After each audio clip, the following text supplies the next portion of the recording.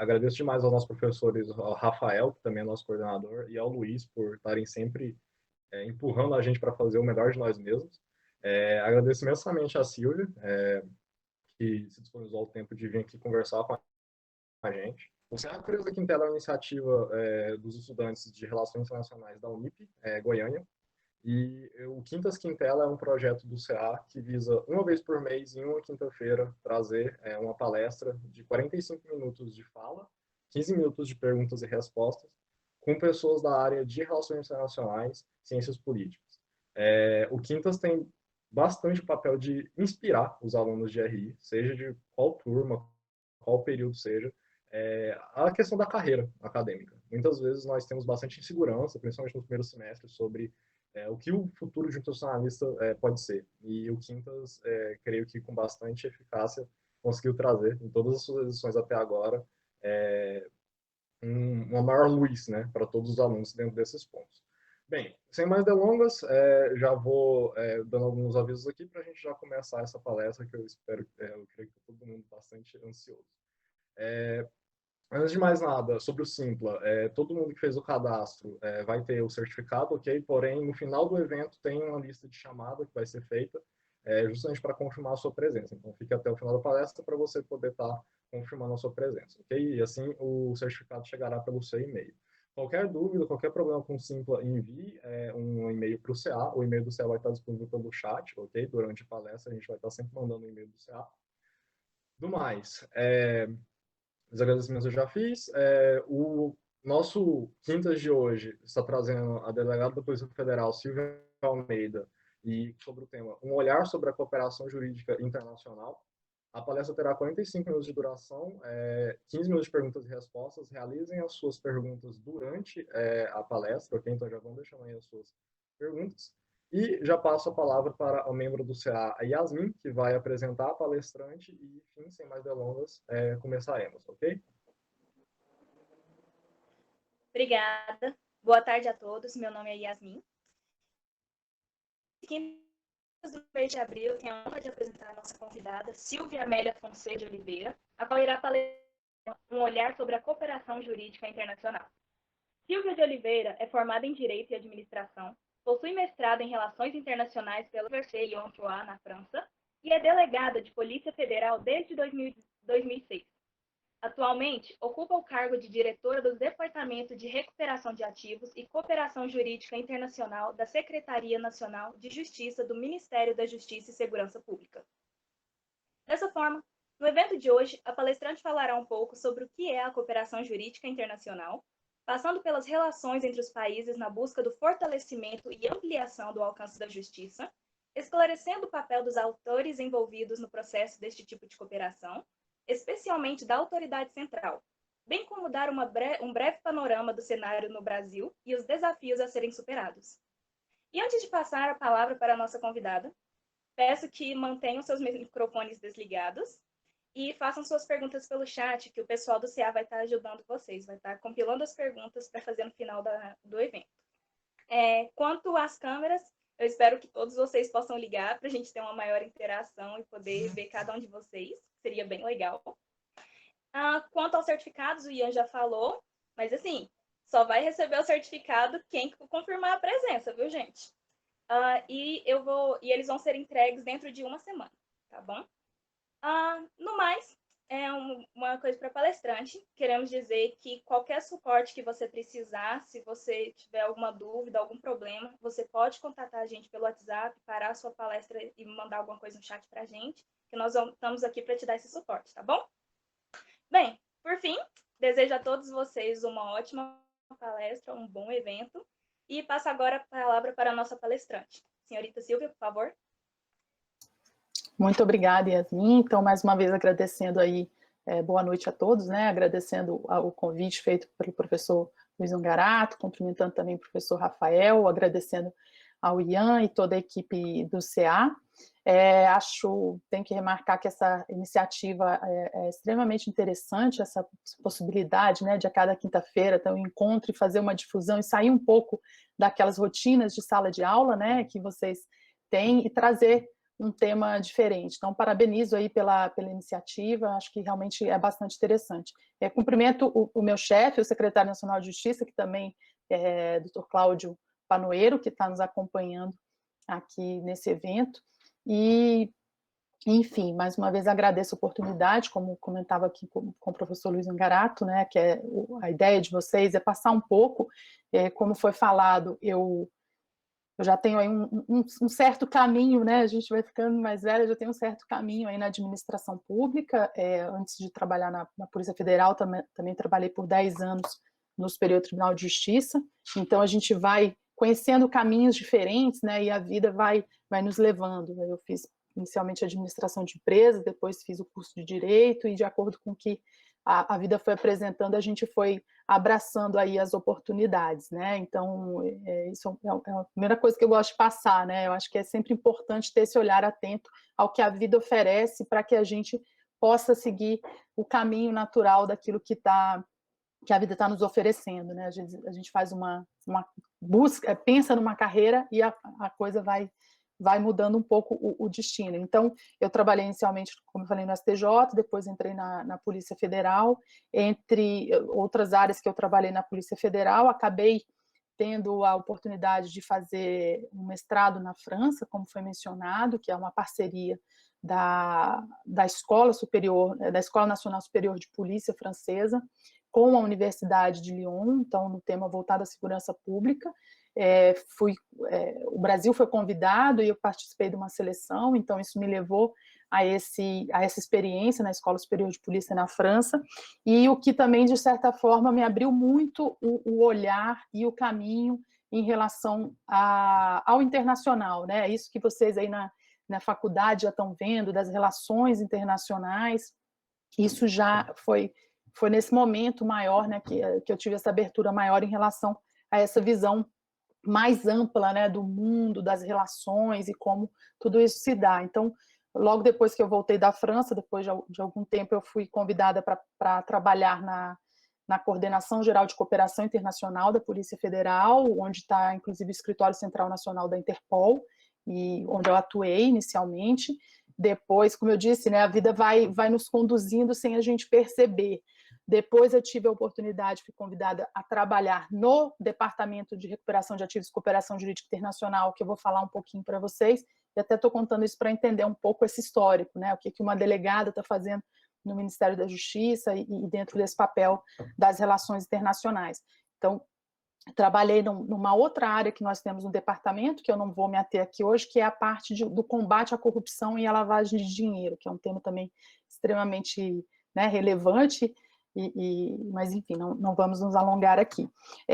E aí, posteriormente, voltei para a Polícia Federal, ainda na área da cooperação internacional, na Coordenação Geral de Cooperação Internacional, e desde julho do ano passado fui então convidada a assumir o DRCI, que é uma área da administração, né, como a gente vai falar aqui, do Ministério da Justiça, mas que guarda uma estreita relação com a Justiça, com a Polícia, com o Ministério Público e com outras áreas aqui, e essencialmente também com o Ministério das Relações Exteriores, porque a nossa vocação, a nossa atribuição é voltada para o lado internacional. Mas já me alonguei, né, só nessas primeiras apresentações. Eu não vou poder ficar olhando para vocês, né, ainda que virtualmente, porque eu vou passar para uma apresentaçãozinha que eu preparei. Então, também não vou acompanhar as discussões, vou seguir com a apresentação e, ao final, a gente volta para alguma pergunta, enfim, mas se quiserem também enfim, durante a apresentação fazer alguma colocação, estou à disposição. Só não vou estar vendo vocês, tá? Então, vou passar para a apresentação aqui. Obrigada. Deixa eu ver a tela inteira.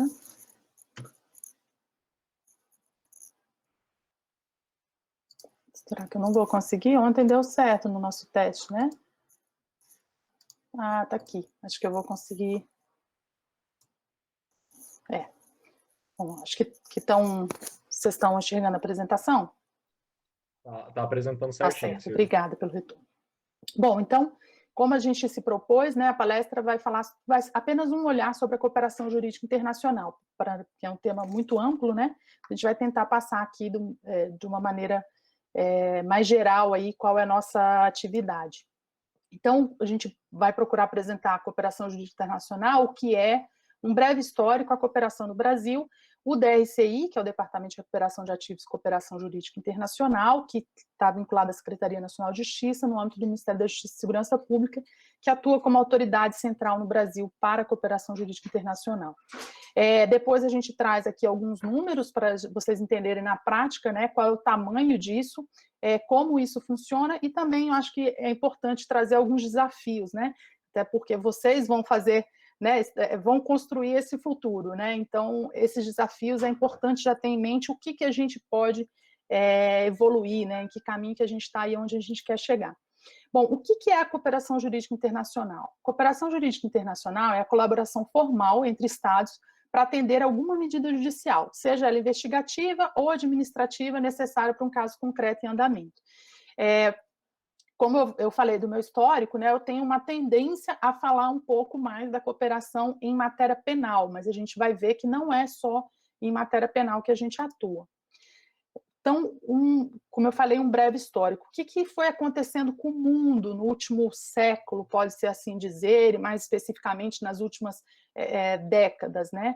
A gente está passando, e cada vez mais, por uma abertura muito grande da economia, uma facilidade do acesso ao mercado internacional, liberalização do mercado de capitais, então você começa a ter aí uma interação maior até das próprias atividades financeiras, seja dos países, seja dos seus indivíduos.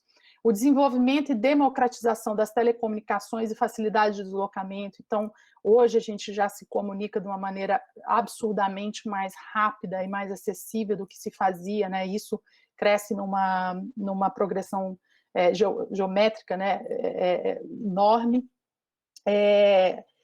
E a facilidade de deslocamento, embora hoje, especificamente, a gente esteja vivendo talvez, a gente sentiu desde o ano passado, né, um retrocesso muito grande em relação a isso, mas por uma questão de medidas sanitárias, mas o que a gente vinha observando, e que eu acredito que isso vai voltar a ocorrer muito em breve, é essa facilidade de deslocamento e as pessoas se movimentando, seja por viagens a passeio, a trabalho, ou mesmo com uma mudança de residência, com uma facilidade muito maior do que se via há um século atrás, né? E por outro lado, nós, né, os estados continuam com as suas limitações da sua atuação, seja as fronteiras físicas, seja as fronteiras impostas pela soberania, né? Então pela a própria atuação dos estados, ou seja, as atividades jurisdicionais, atividades administrativas, as atribuições dos servidores não ultrapassam as fronteiras dos seus estados.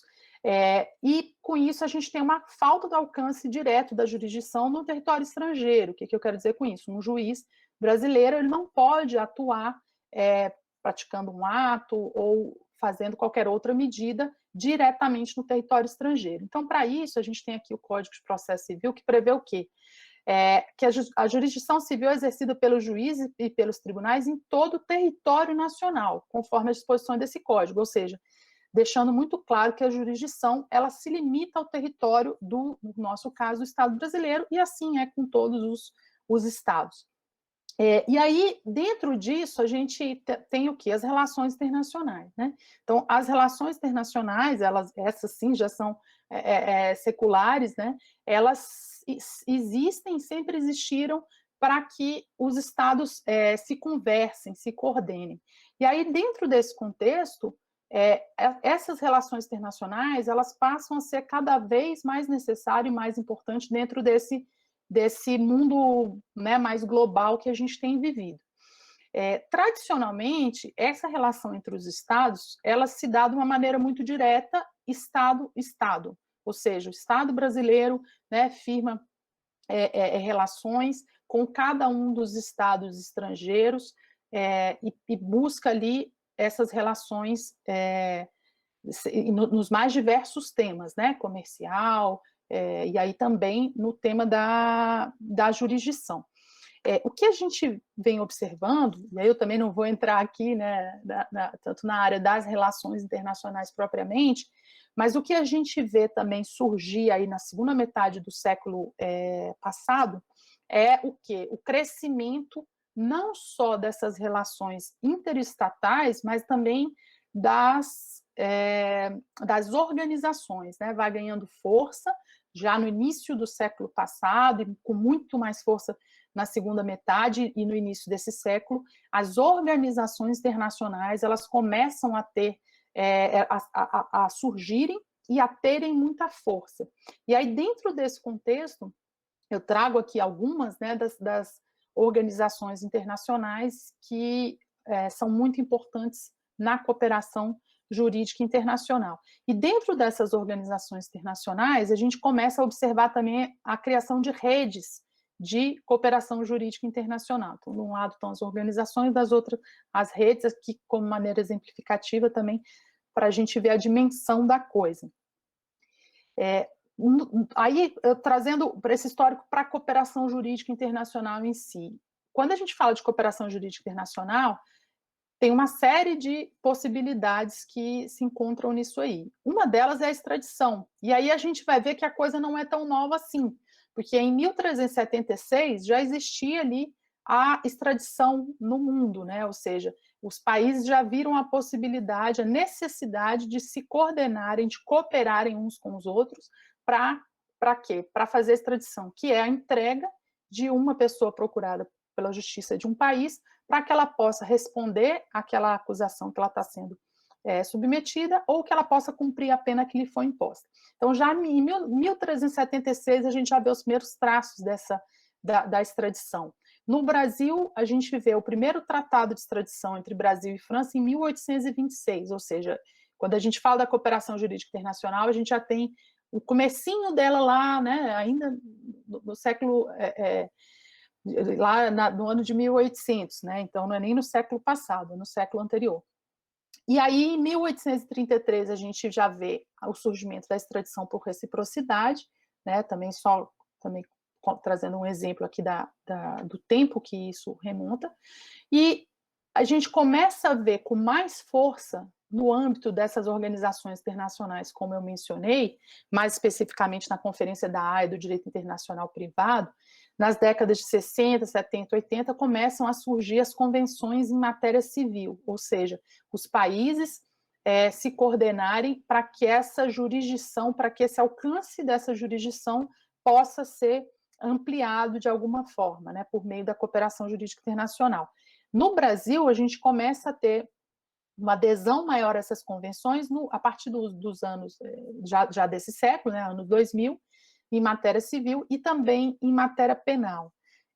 Sendo que essas convenções multilaterais, né, essas convenções, né, nessas organizações internacionais, e aqui mais especificamente são organizações, são convenções da ONU, no início da década de 90.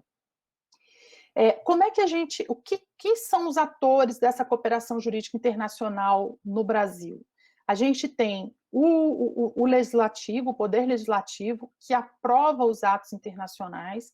Esses atos internacionais, normalmente, eles são negociados diretamente pelo Ministério das Relações Exteriores, sejam em relações bilaterais, seja por adesão, não só adesão, né, mas construção e adesão dessas convenções internacionais multilaterais que existem. Aqui eu trouxe só para exemplificar, né, a Organização dos Estados Americanos, Mercosul e a própria ONU. Então, essas negociações são feitas pelo Ministério das Relações Exteriores, com a participação de outros órgãos do Poder Executivo, especificamente sobre a cooperação jurídica internacional. O DRCI é um órgão que participa da negociação dos acordos internacionais e isso passa por uma aprovação do Poder Legislativo. O Poder Judiciário ele também tem uma importante função, né? No caso do Supremo Tribunal Federal, é o Supremo Tribunal Federal que vai examinar e julgar as extradições. O Superior Tribunal de Justiça, ele é quem aprecia as cartas rogatórias e concede o exequatur para as cartas rogatórias, e também analisa homologação de sentenças estrangeiras, né, e aí é mais diretamente, a gente não está falando propriamente da cooperação jurídica internacional, e os juízes de primeira instância, que eles tem 2 papéis aí importantes, a execução das cartas rogatórias e a execução do auxílio direto, que é a cooperação jurídica internacional, que é tratada também pelo Departamento de Recuperação de Ativos e Cooperação Jurídica Internacional. No âmbito do Poder Executivo, a gente tem, claro, o Ministério das Relações Exteriores como representante do Estado brasileiro nas suas relações internacionais, tem a Advocacia Geral da União, que litiga em nome do Estado brasileiro. Em alguns casos, essa cooperação jurídica ela vai passar pela participação da AGU litigando em nome do Estado brasileiro, e o Ministério da Justiça e Segurança Pública, que representa o Estado brasileiro no caso da cooperação jurídica internacional, por meio, quando é especificada uma autoridade central para a cooperação jurídica internacional, que essa competência, então essa atribuição foi delegada ao Departamento de Recuperação de Ativos e Cooperação Jurídica Internacional. Então, né, o MRE, ele é o representante natural do Estado brasileiro nas relações internacionais, e aí o que acontece? As relações internacionais, elas são tradicionalmente feitas com base na reciprocidade, né, com essas relações internacionais feitas pela via diplomática. Quando os países, eles se fazem um ajuste, né, que seja os acordos internacionais, seja por meio das convenções multilaterais, se especifica uma autoridade central, ou seja, os países se ajustam que eles vão determinar uma autoridade única no país, que vai ser o interlocutor natural e nacional, né, daquelas relações de cooperação jurídica internacional. No caso do Estado brasileiro, então, essas convenções, esses acordos bilaterais, especifica nos acordos, né, para os acordos internacionais e convenções internacionais, se especificou que o Ministério da Justiça e Segurança Pública é esse interlocutor, e essa atribuição, então, está no âmbito do DRCI.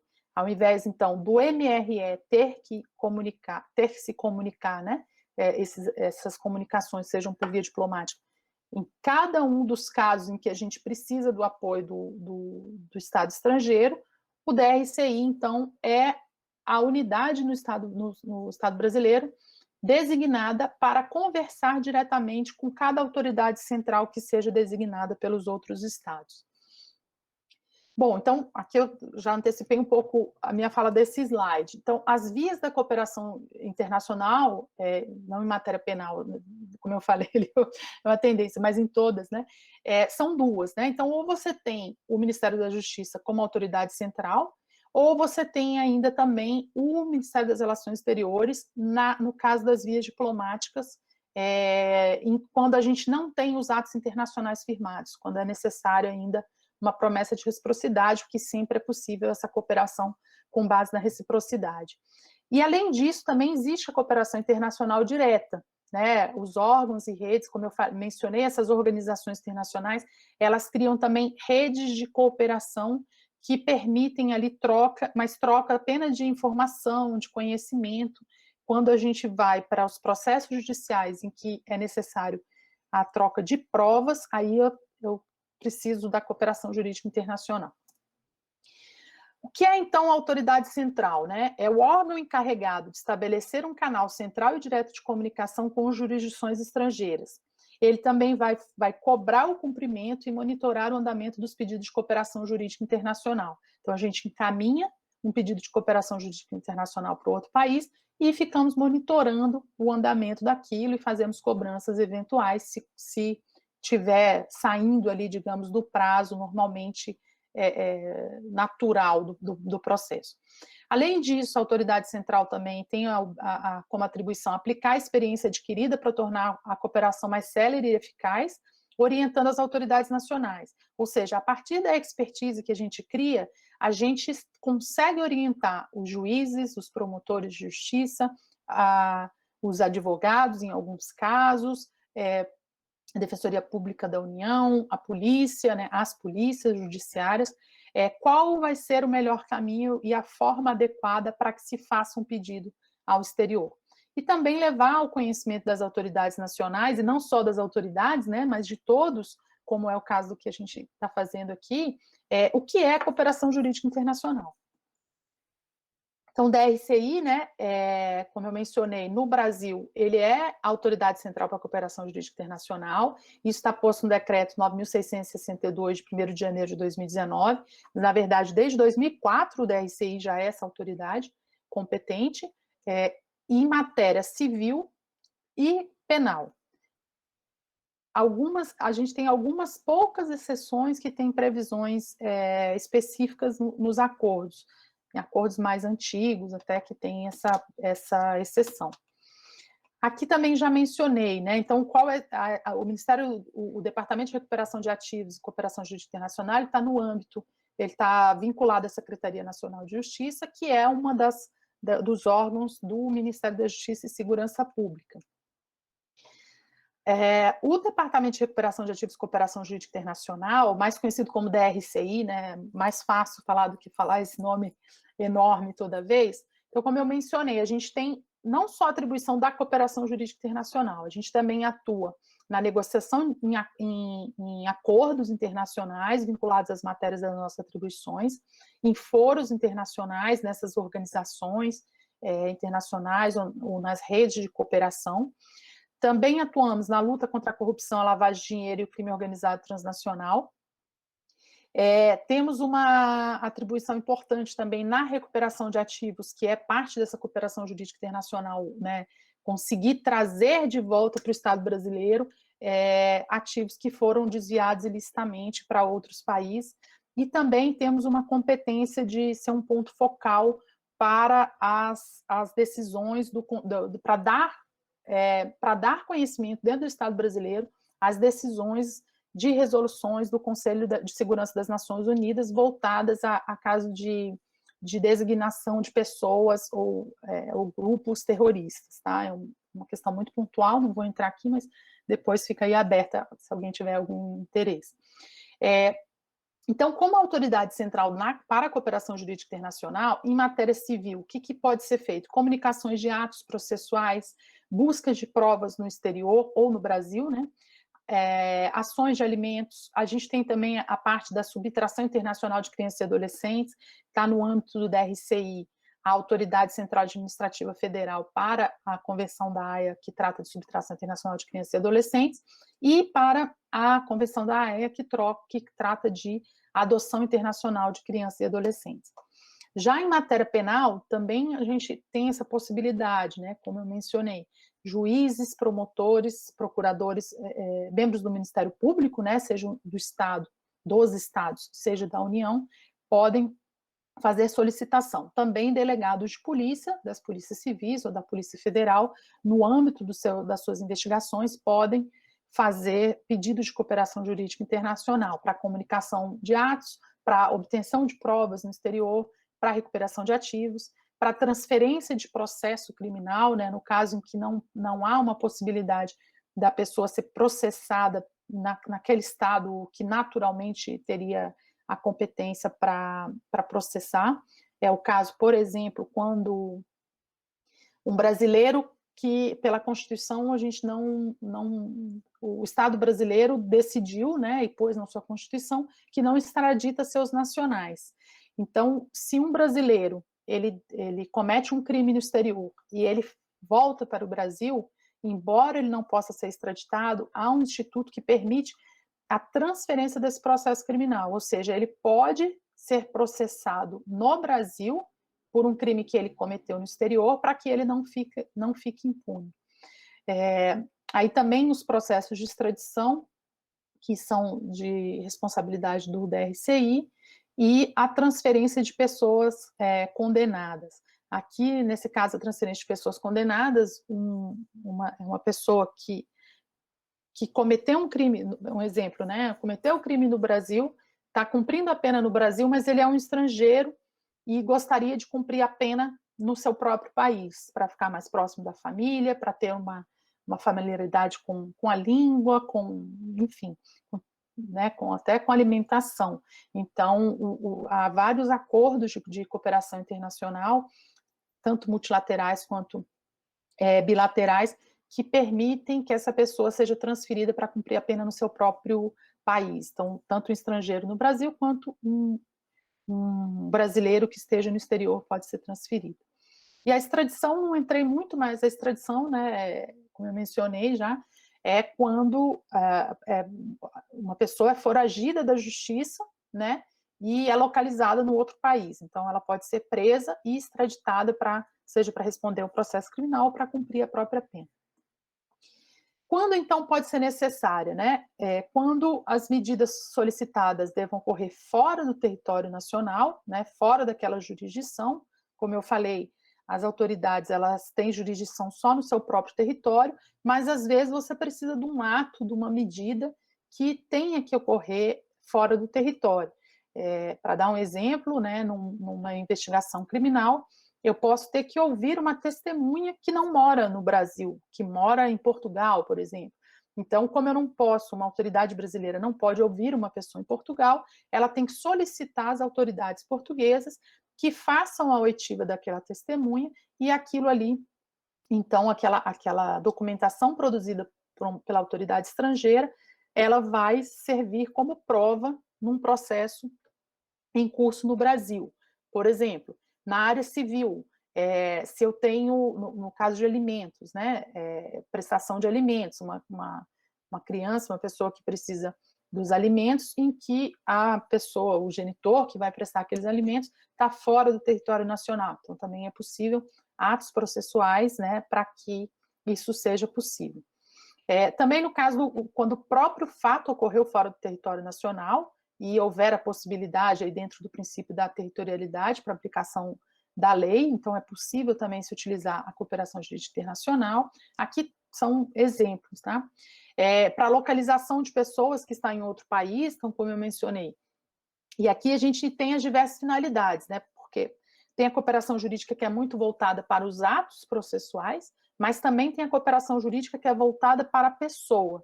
Então, quando eu falo de extradição, o objeto da minha cooperação vai ser a própria pessoa, a pessoa que cometeu o crime, que está fora do território e que deve ser extraditada para responder ao processo ou para cumprir sua pena.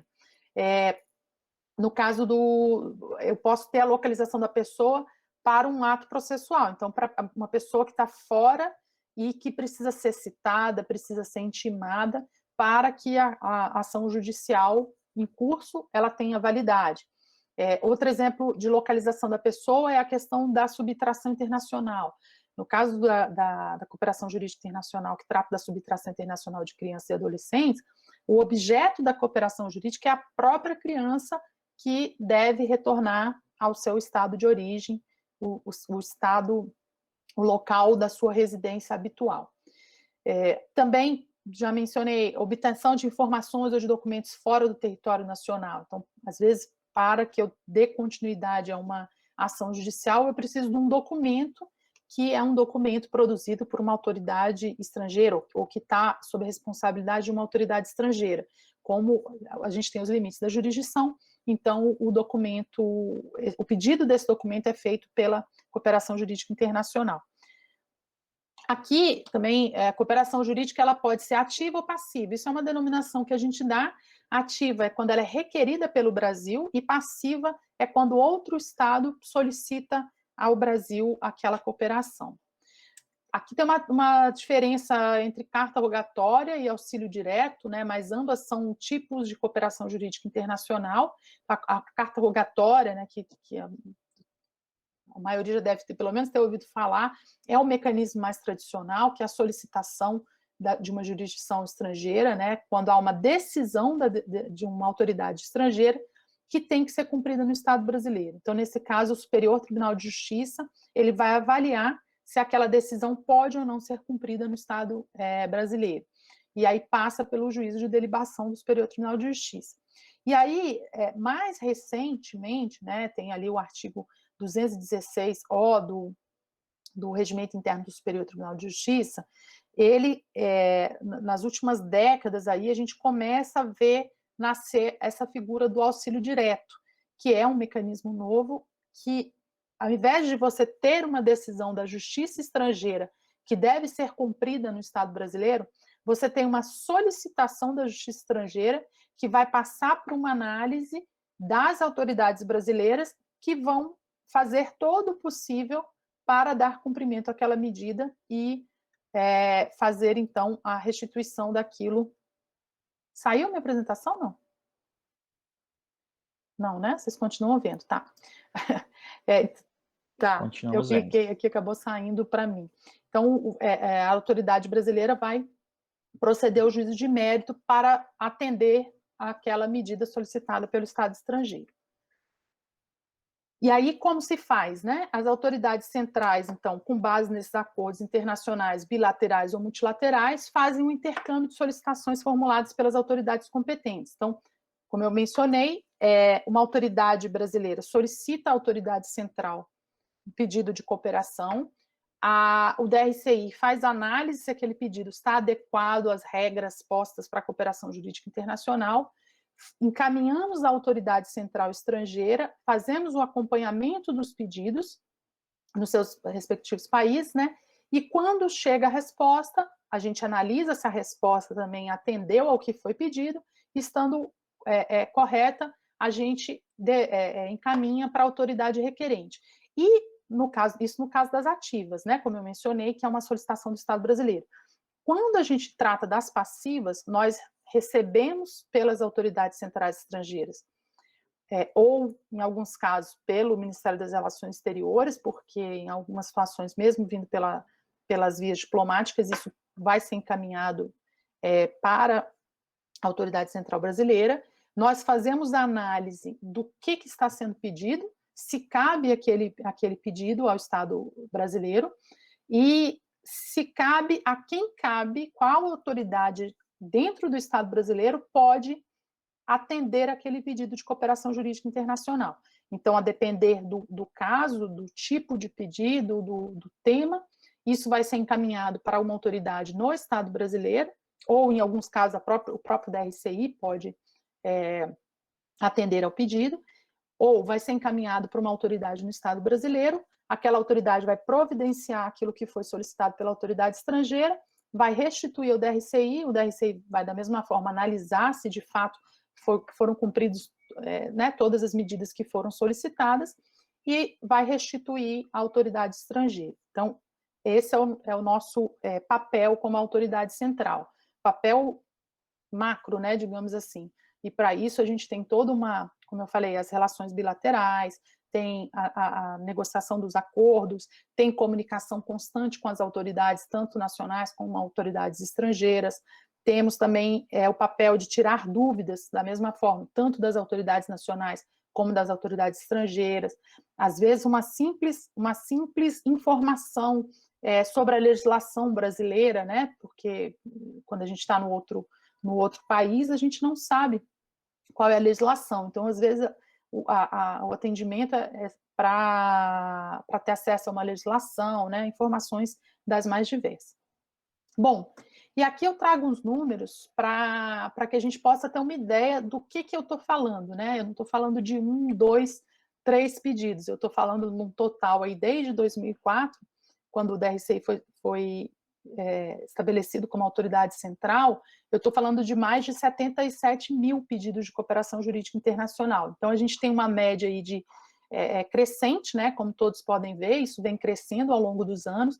É claro que vocês vão reparar ali que 2020 teve uma queda em relação a 2019, mas a gente entende isso como natural, com tudo que o mundo está vivendo, né, que viveu e está vivendo ainda em relação à pandemia, mas a gente vê que a gente vem numa crescente e dá aí em torno de 5, 6, chegando até ao pico de 7 mil processos no ano de 2019, pedidos por ano, né? Então, todos esses processos a gente analisa, faz o devido encaminhamento, cobra respostas, e quando vem a resposta, a gente encaminha para o solicitante. Aqui, para a gente ter uma proporção entre ativos e passivos, né, desses 77 mil processos, a gente repara aqui também os pedidos passivos, ou seja, as solicitações que são encaminhadas para o Brasil são em menor número, em menor proporção, ou seja, o Brasil solicita muito mais o apoio do que é solicitado, né? E isso é importante porque na questão das próprias relações internacionais, né? a cooperação jurídica internacional, ela entra toda nessas relações como um todo, né? Então, se a gente tem uma boa relação com o país em determinadas áreas, a gente tem que manter, se a gente quer uma boa relação numa área, a gente tem que manter uma boa relação em outra.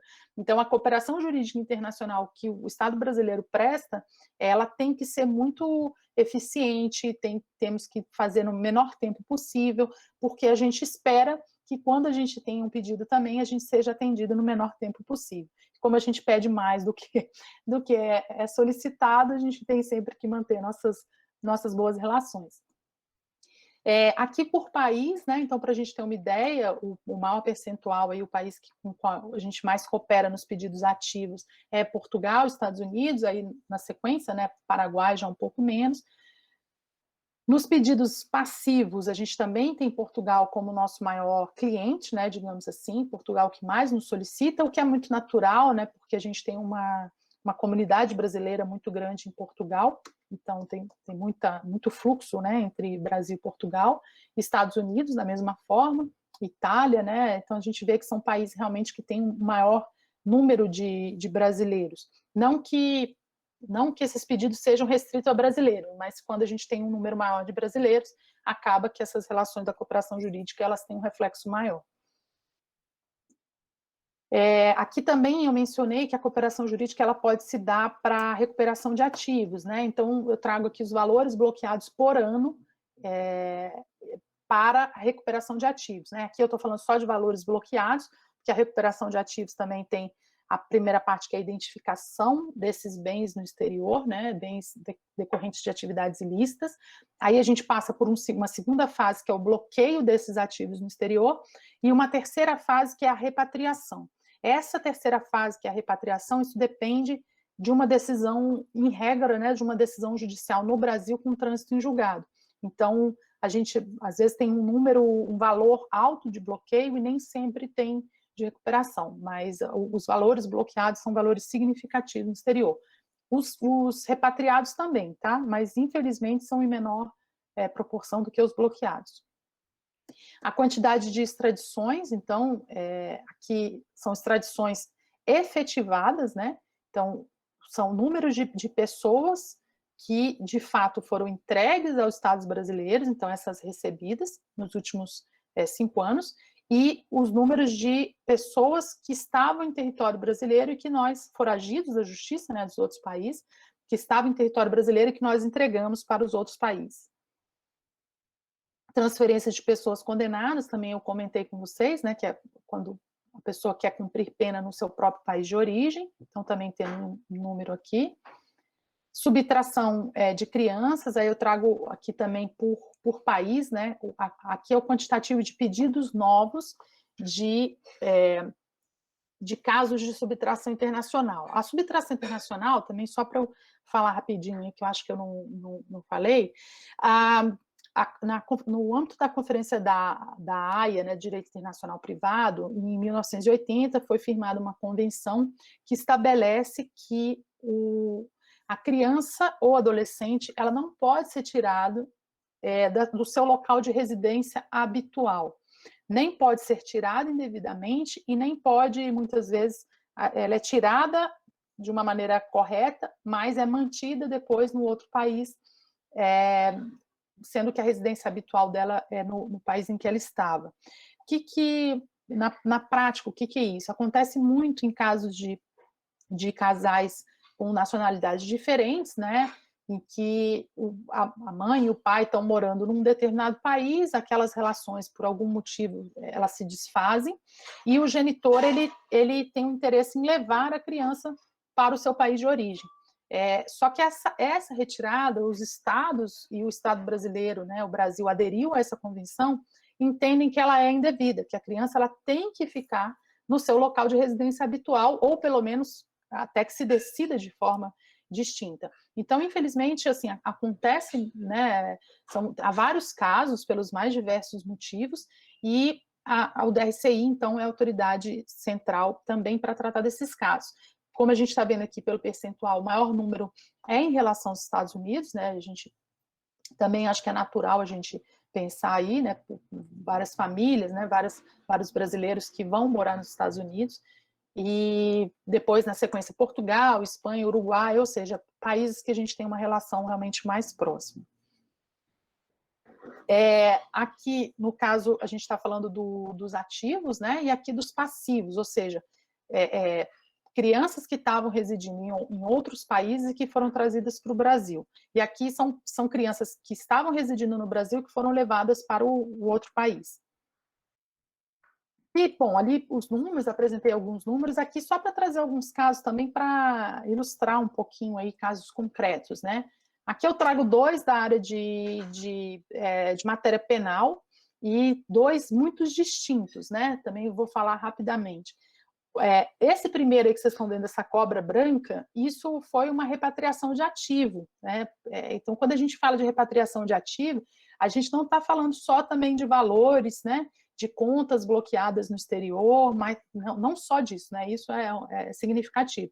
Mas, por exemplo, essa jiboia branca, a jiboia albina, ela foi retirada indevidamente do zoológico no Rio de Janeiro, foi levada para os Estados Unidos e, enfim, essa jiboia, ela tem um valor elevadíssimo, né? Um valor aí até no mercado negro, né? Porque não existe esse comércio desse tipo de animal, mas é o tráfico de animais silvestres, né? Então, esse crime foi um crime que ocorreu, essa cobra foi levada indevidamente para os Estados Unidos, e o Brasil conseguiu, não foi localizada a cobra, mas o Brasil conseguiu repatriar os filhotes dessa serpente. Então, 7 filhotes de serpente foram repatriados. Até onde eu tinha notícia, eles estavam aqui no Zoológico de Brasília, não tenho certeza se ainda permanecem. Mas isso foi toda uma operação, inclusive, com a participação do IBAMA, para fazer essa repatriação. E aqui no outro caso, né, um caso de corrupção, que é um caso que a gente trabalha bastante, a Operação Lava Jato, enfim, teve um número enorme, né, significativo aí de cooperação jurídica internacional. Não foi a única, a gente diuturnamente trabalha com casos de corrupção em que há desvio de valor, e esse aqui eu trago porque, só como destaque, foi a primeira vez que um país, que Curaçao, né, colaborou com pedido de cooperação jurídica internacional. Então, a gente, especificamente ali porque é um país que era considerado, né, paraíso fiscal, de alguma forma é considerado, e isso mostra, só fazendo um paralelo aqui e demonstrando a importância, o porquê do Departamento de Recuperação de Ativos, Cooperação Jurídica Internacional, trabalhar também com uma área muito forte de articulação institucional no combate à corrupção e à lavagem de dinheiro, por meio da Estratégia Nacional de Combate à Corrupção e Lavagem de Dinheiro. O DRCI é responsável pela secretaria executiva dessa estratégia, que é uma estratégia de articulação que envolve aí diversos órgãos do Estado brasileiro no combate à corrupção e à lavagem de dinheiro. E isso tem uma importância no cenário internacional, então, quando eu trago aqui a primeira vez que Curaçao colabora, né, demonstrando aí a boa vontade desse país de deixar de ser visto internacionalmente como um paraíso fiscal. Acho que eu vou adiantar, que já falei bastante, né? Aqui um caso de extradição também muito famoso, né, do Henrique Pisolato, quando ele chegou ao Brasil. Aqui 2 casos também que a gente traz de transferência de pessoas condenadas, né, com o Paraguai. Um caso de sequestro internacional, como eu mencionei, né? Então a mãe tinha sido acusada de sequestro, de trazer... Sequestro, esse termo é um pouco forte, né? Parece, mas é o termo que acabou sendo utilizado na tradução aí da convenção para o Brasil, mas a mãe, né, que trouxe a filha indevidamente para o Brasil e que foi, então, essa criança voltou ao seu local de residência habitual, que era os Estados Unidos. Aqui também eu trouxe, eu não falei anteriormente, quer dizer, só mencionei, mas o DRCI trabalha também com adoção internacional. Isso não diretamente, né, os tribunais de justiça têm suas comissões de adoção, mas nós temos um papel importantíssimo no acompanhamento dessas adoções internacionais depois que elas são realizadas, no credenciamento de organizações e no acompanhamento. Aqui no caso também, só para ilustrar, né, e recentemente nós começamos a fazer um trabalho também, não só do acompanhamento da adoção, mas de ajuda à localização de origens biológicas de pessoas que foram adotadas muitas vezes há 20, 30 anos, né, há muitos anos, e essas pessoas depois têm interesse em conhecer sua família biológica brasileira. Então, o departamento tem feito um trabalho também de ajudar essas pessoas a localizar seus parentes biológicos que estão no Brasil. Aqui, por fim, né, aqui só trazendo casos concretos, né, de cooperação em matéria civil, acabam não aparecendo muito no jornal, né, não dão muita notícia, mas aqui a gente cita, né, a adesão do Brasil à Convenção da Haia sobre citação e intimação, que se deu em 2019. Bom, só para fechar, então, só mencionar rapidamente alguns desafios que a gente tem. O primeiro deles é difusão do conhecimento, ou seja, há muito desconhecimento ainda, mesmo que nos meios jurídicos e entre os atores que atuam ou que podem vir a ter necessidade da cooperação jurídica internacional, há muito desconhecimento, então o nosso papel é difundir cada vez mais conhecimento sobre esse tema. Nós temos uma outra preocupação, que é reduzir o tempo de tramitação desses pedidos, e para isso o Brasil é um ator importante no cenário internacional, de insistência de que a gente faça isso pela tramitação eletrônica de documentos, para facilitar, porque ainda tem muito país que só aceita mesmo tramitação física, então os pacotinhos que a gente tem que pôr no correio, né, e isso demora. E aumentar a possibilidade de tramitação sem o uso da via diplomática, ou seja, com acordos de cooperação. E aí, para isso, eu trago aqui os números, né, dos nossos acordos de cooperação em vigor. Então, em penal, a gente tem os acordos bilaterais, civil também, né, a gente sempre está buscando firmar acordo com os países, além dos acordos multilaterais que também estão aqui mencionados. Bom, acho que era isso. Agradeço aí a atenção, extrapolei um pouquinho o meu tempo e fico aí à disposição. Deixa eu voltar aqui. Certinho. Muito obrigada pela palestra, senhora Silvia. Agora, nossa, muito boa mesmo essa palestra, muito obrigada. Agora eu vou passar a palavra para a Lara, para ela conseguir compilar todas essas perguntas que a gente teve para você, tá bom? Por favor, Lara.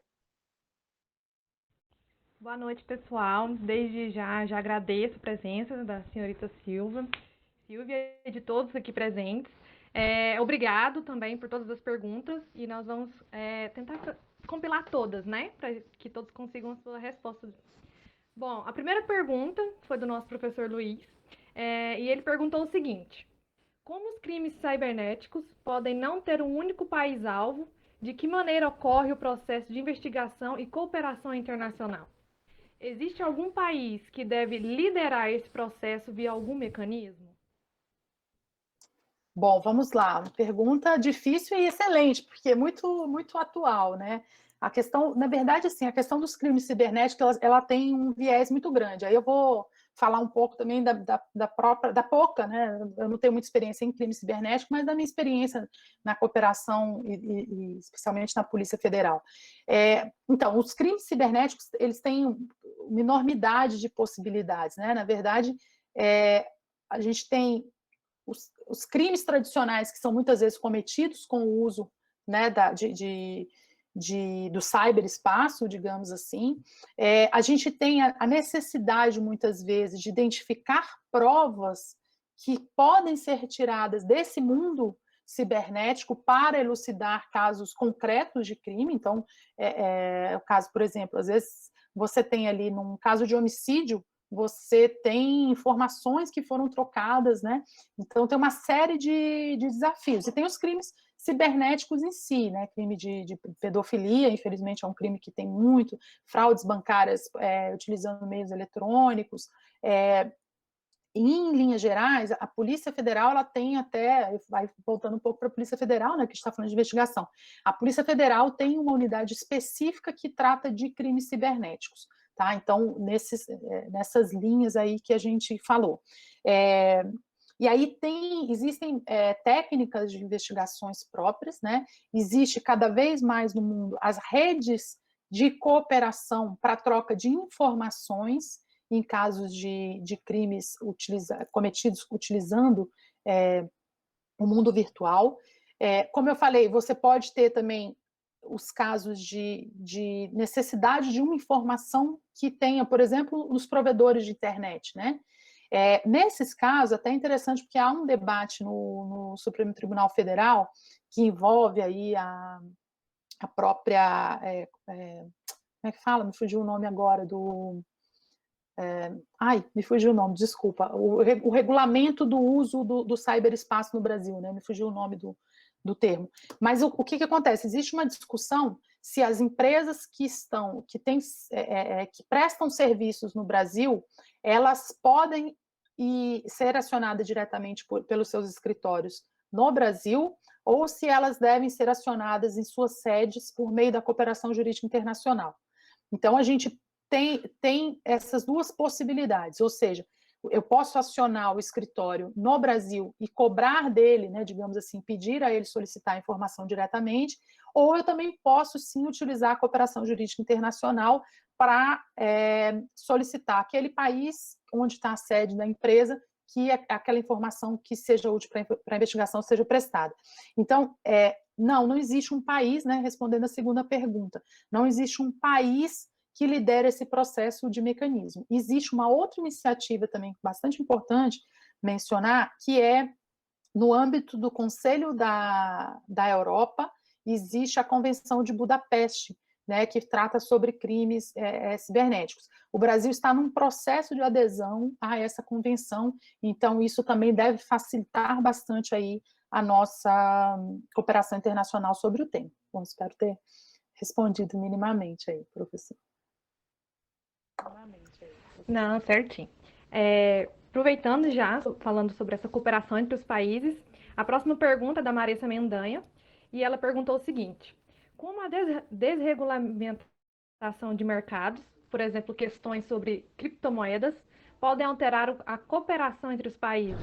Não temos um banco central que controle esse fluxo monetário e as redes de bancos atual não atendem a esta demanda. Outra pergunta bastante interessante, também bem atual.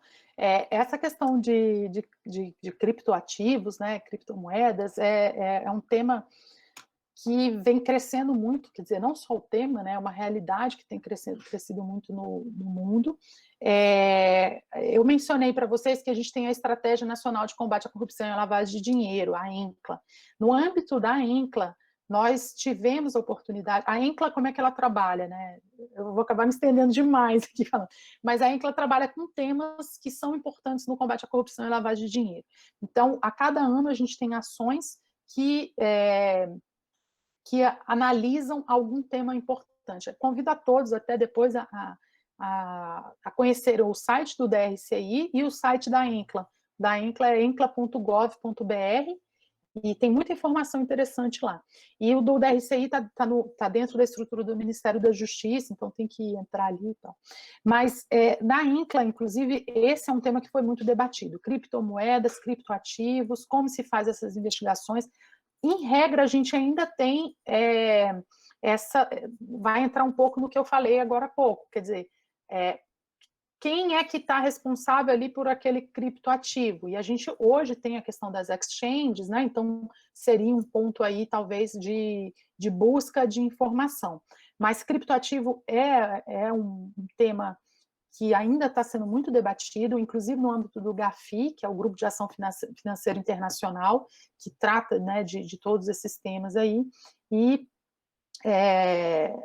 não tem, né, um banco central que vai controlar esse fluxo monetário, então é um grande desafio. Mas o bom, e aí esse eu acabei não trazendo aqui, mas a gente teve, neste ano de 2020, no ano de 2020, um bloqueio de criptoativos. Então, a gente já conseguiu, por meio da cooperação jurídica internacional no ano passado, fazer um bloqueio de criptoativos, tá? Enfim. Certinho. A próxima pergunta é do Victor Pereira, e ele perguntou o seguinte: como funciona o mecanismo de cooperação entre a Polícia Federal e a Polícia do Paraguai no combate às organizações criminosas e tráfico de drogas, levando em conta o aumento da atuação do PCC e CV nessas regiões de fronteiras? A criminalidade organizada, gente, por mim eu fico aqui horas e horas falando com vocês, tá? Vocês têm que me cortar. A criminalidade organizada, sobretudo essas grandes organizações que atuam hoje no Brasil, é de fato uma preocupação no Estado brasileiro e é uma preocupação que sim se estendeu aos outros países e que tem exigido um esforço de cooperação cada vez maior. O Brasil e o Paraguai têm uma cooperação muito forte, seja na cooperação jurídica, né, seja e principalmente na cooperação policial.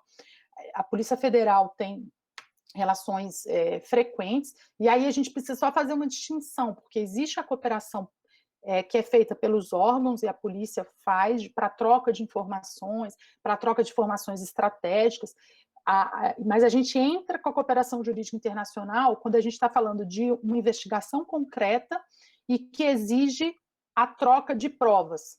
E aí eu acabei não mencionando aqui, né, porque acaba que o espaço é pouco, mas existe uma das questões que tem surgido com muita força na cooperação jurídica internacional é justamente a possibilidade de se criar as equipes conjuntas de investigação. O ano passado o Brasil internalizou o Acordo Quadro do Mercosul, que trata de equipes conjuntas de investigação. O que é isso? Falando bem rápido também.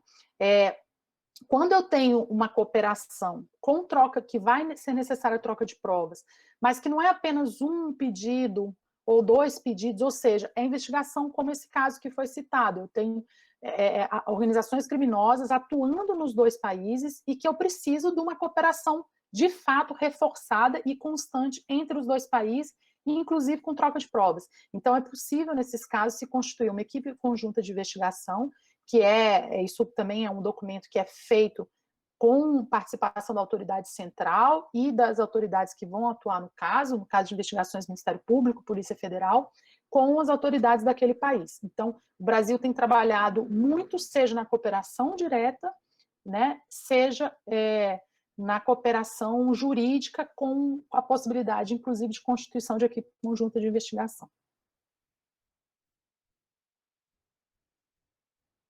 Mais alguma?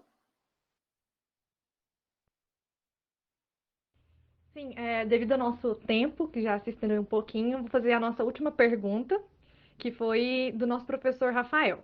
Ele perguntou o seguinte: a senhora comentou sobre como o processo de globalização econômica resulta na necessidade de ampliação da cooperação internacional.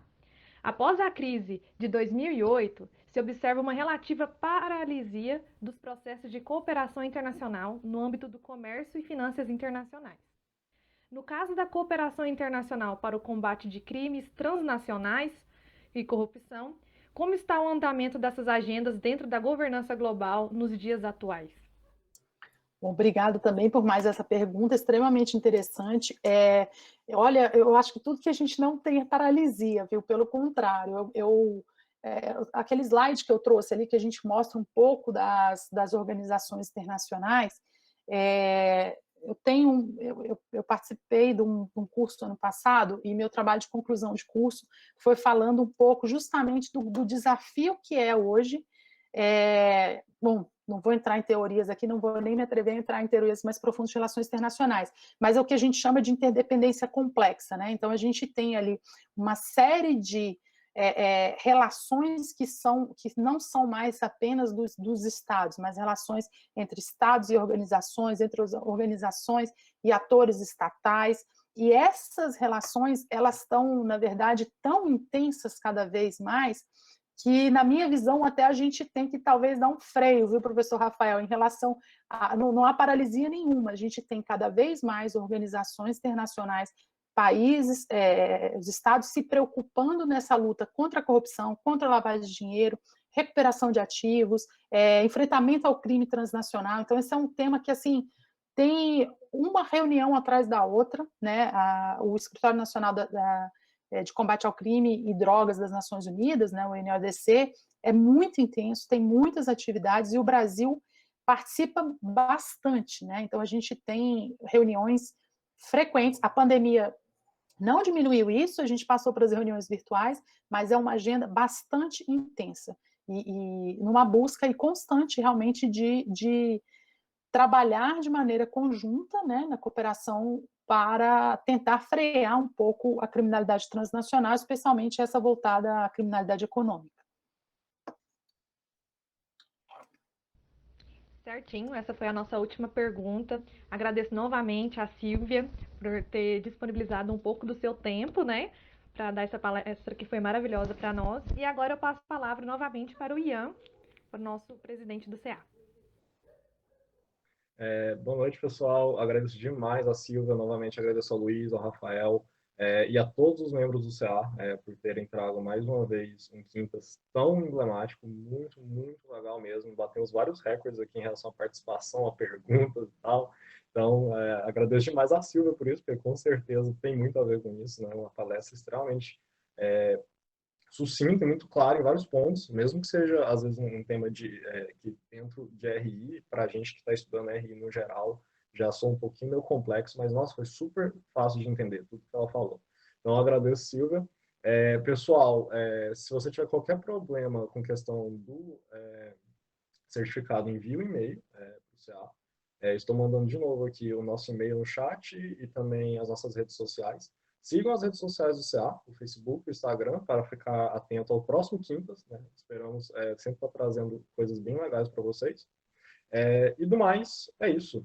Uma boa noite a todos, um grande agradecimento novamente a Silvia, e nos vemos no próximo Quintas, pessoal. Muito obrigado.